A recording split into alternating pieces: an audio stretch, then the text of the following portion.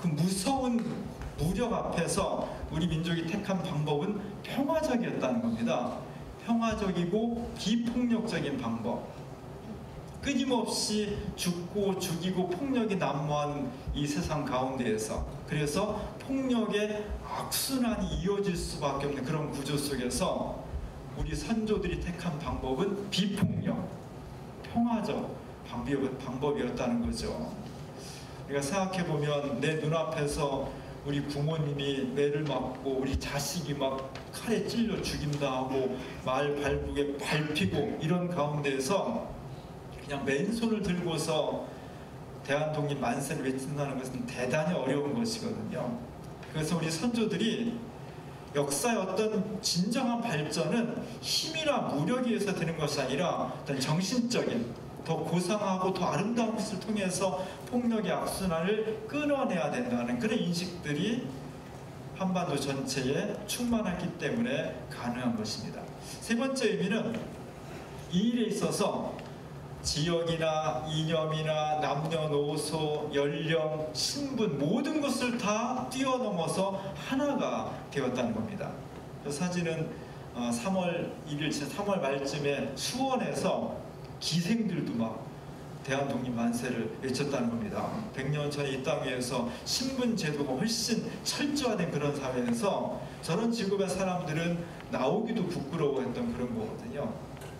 그런데 3.1 만세 운동에 대해서는 어떤 차별과 구별도 없이 모든 사람들이 한 외침, 한 뜻, 한 지향점을 가졌다는 것이 대단히 중요한 거예요.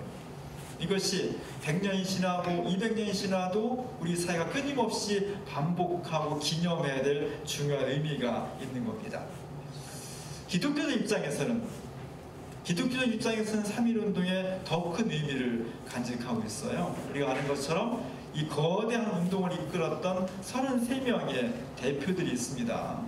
그 대표들 중에 기독교인이 33명 중에 16명을 대표로 역임을 했으니까 절반의 사람들을 기독교가 대표하고 있었고, 전국 방방 곳곳에 있었던 교회들마다 이 3.1운동의 연락처요, 거점이요, 숨은 지하 활동을 했던 그런 운동의 중요한 요소를 간직하고 있었습니다.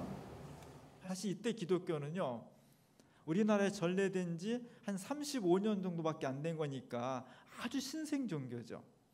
2000년 이상 됐던 불교가 있었고, 또 500년 이상 됐던 유교가 있었고, 민족 종교 여러 가지 많은 종교들이 있었는데, 그거에 비하면 기독교는 서양에서 전래된 아주 낯선, 아직 많이 퍼지지 않은 소수의 사람들을 믿는 그런 작은 종교였음에도 불구하고 이 민족적인 거대한 역사적인 사건의 절반의 지분을 차지했다는 것은 대단히 중요한 의미를 간직하고 있는 겁니다.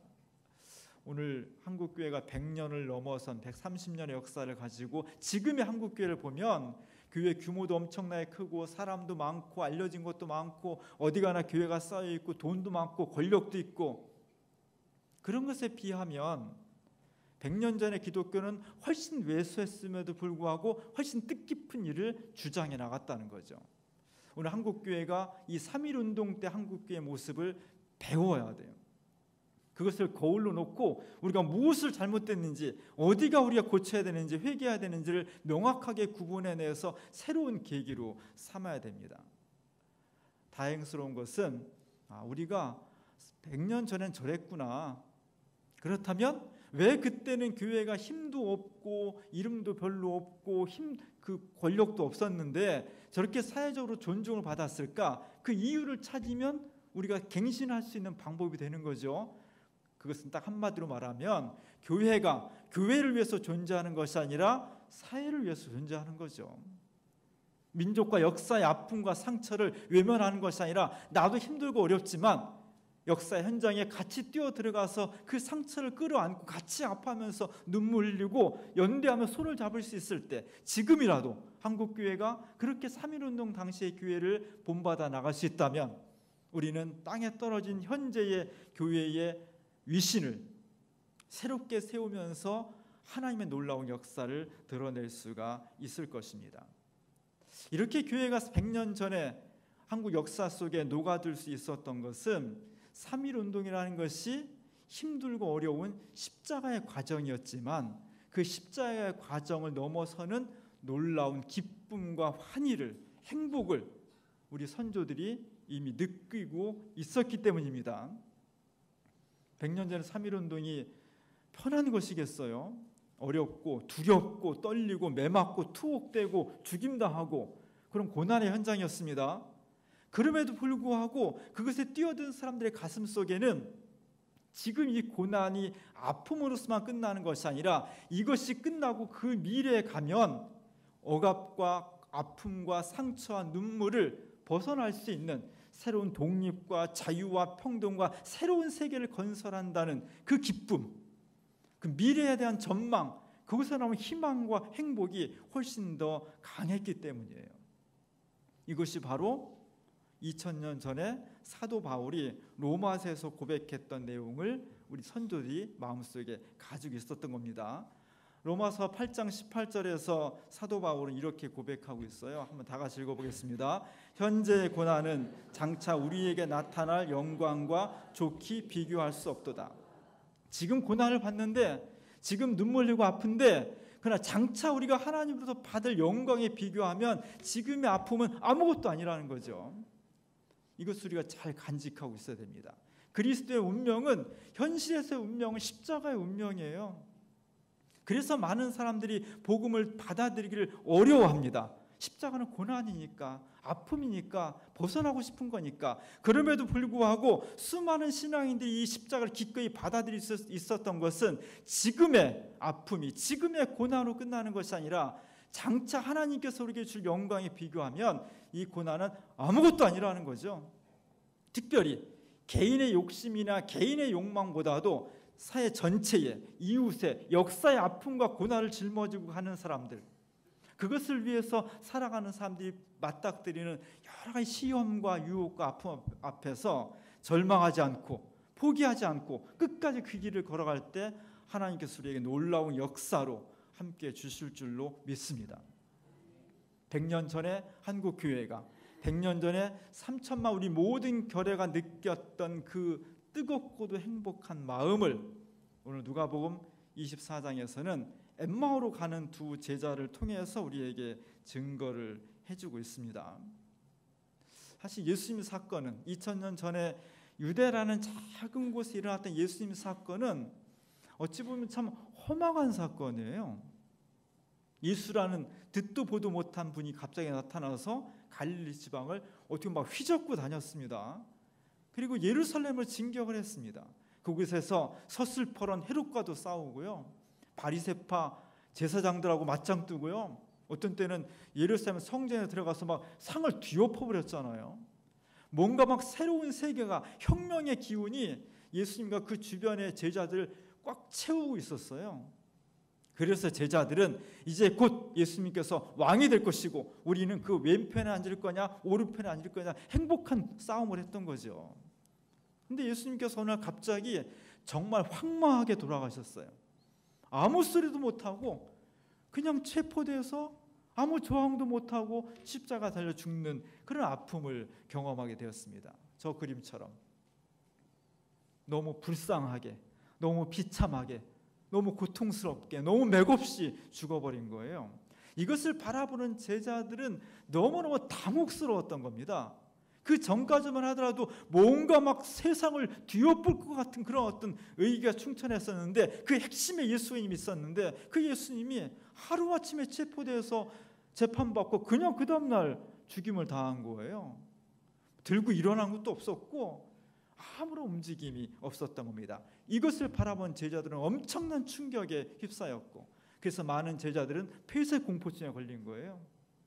문도 못 열고 집안에 처박혀서 돌벌벌 떨고 있었던 겁니다. 또 많은 사람들은 이제 더 이상 희망은 없어, 예수님이 그냥 투옥돼 있다든지 그냥 유배가 있다든지 뭐 정치적인 사형선고를 받았다 이러면은 새로운 희망이 있겠지만 우리가 보는 눈앞에서 처참하게 달려 죽임을 당했는데, 그리고 묻어버렸는데 무슨 희망이 있겠어, 다 끝난 거지, 이래서 낙향을 하게 되는 겁니다. 오늘 본문 누가복음 말씀도 그렇게 예루살렘에 올라올 때는 큰 꿈을 가지고 올라왔지만 모든 것이 꿈처럼 끝나고 다시 고향 엠마오로 내려가는 힘없는 터벅터벅 걸어가는 두 제자의 모습을 그려내고 있는 거예요. 가다 보니까 맥도 빠지고 한숨만 나오고 이제까지 했던 것이 무엇인가 후회스럽고 뭐 그렇게 걸어가는데 어떤 사람이 와서 같이 얘기를 하게 된 거죠. 동행으로. 근데 그 사람이 얘기하기를 원래 메시아가 오면 부활의 영광에 이르기 전에 십자가의 고난을 받을 거고, 그러나 그것이 끝이 아니고 다시 부활할 것이고 우리 희망을 가져야 되고 용기를 내야 되고 이런 얘기를 쭉 해준 거예요.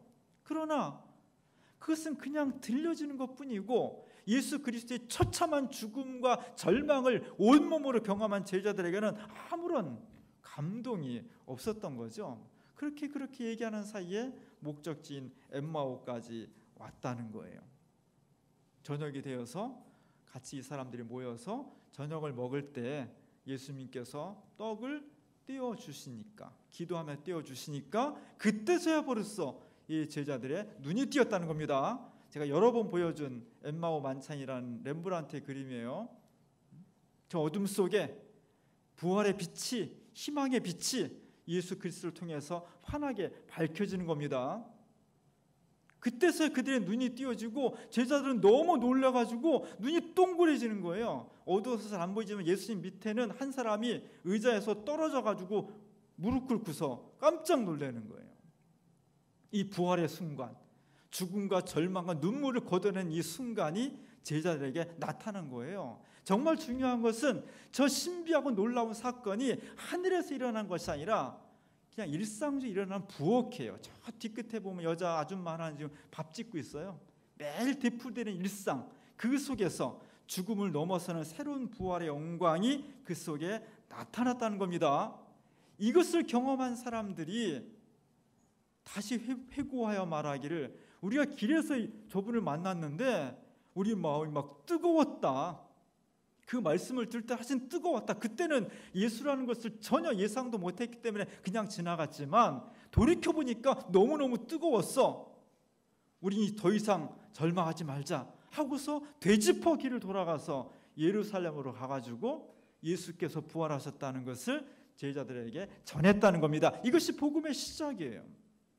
이 놀라운 반전, 눈물과 한숨과 절망과 아무런 의지 없음, 그 속에서 다시 자기를 떨쳐 일어나서 방향을 바꿔서 엠마오로 가던 사람이 예루살렘을 다시 전환하는 것, 이것이 역설입니다. 이것이 복음의 능력입니다.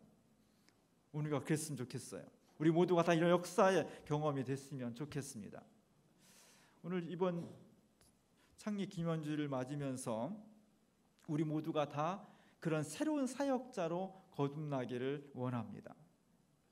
오늘 주보 그림과 이 걸개 그림은 이철수 판화가의 그림이에요. 우리가 이제 1941회부터 2014년부터 2018년까지 매해마다 주제를 걸고 그림을 함께 나누었습니다.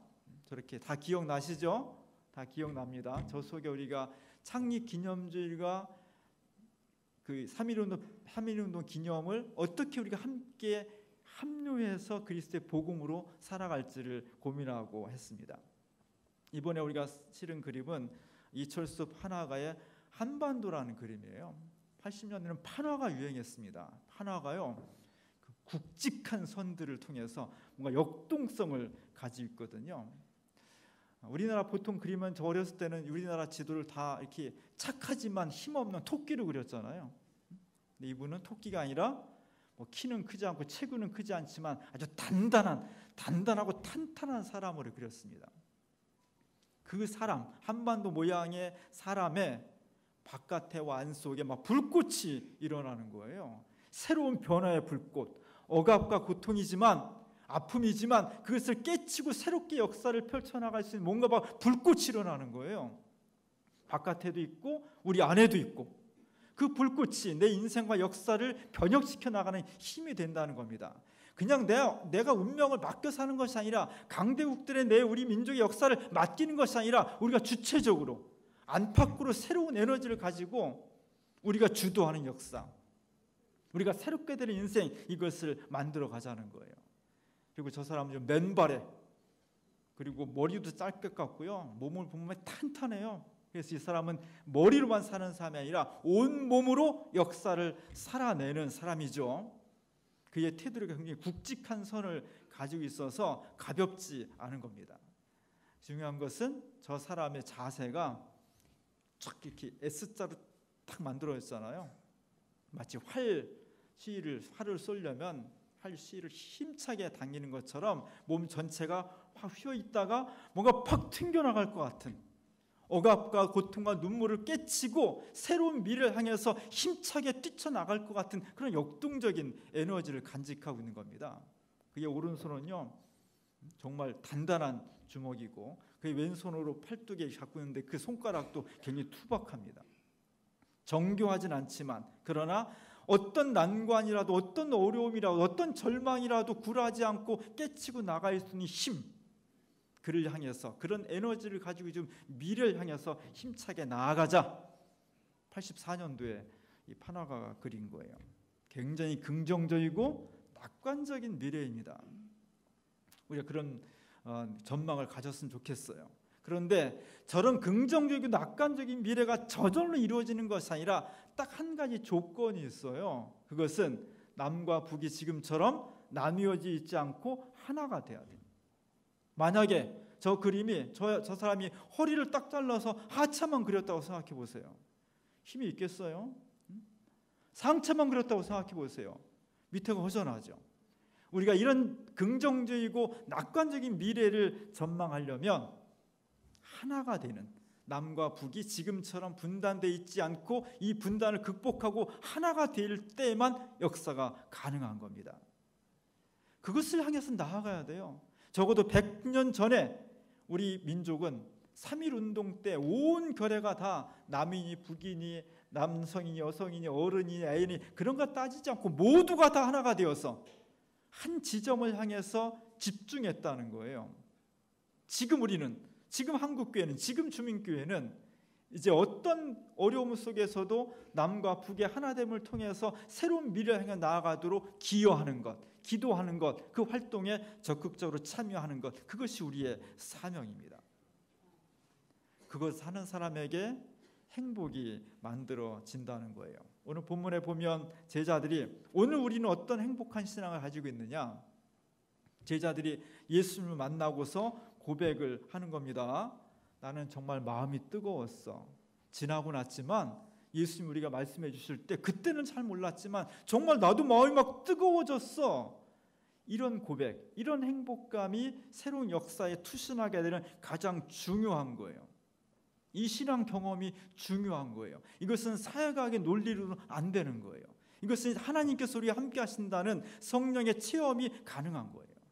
기독교가 말하는 새로운 세상은 다른 것이 아니라 그리스도의 십자가와 부활을 통해서 그것을 경험한 사람들이 뜨거운 심령을 가지고 역사에 투신하게 될 때 그때 느끼는 행복과 기쁨이 인생과 역사를 변혁시켜 나간다는 겁니다.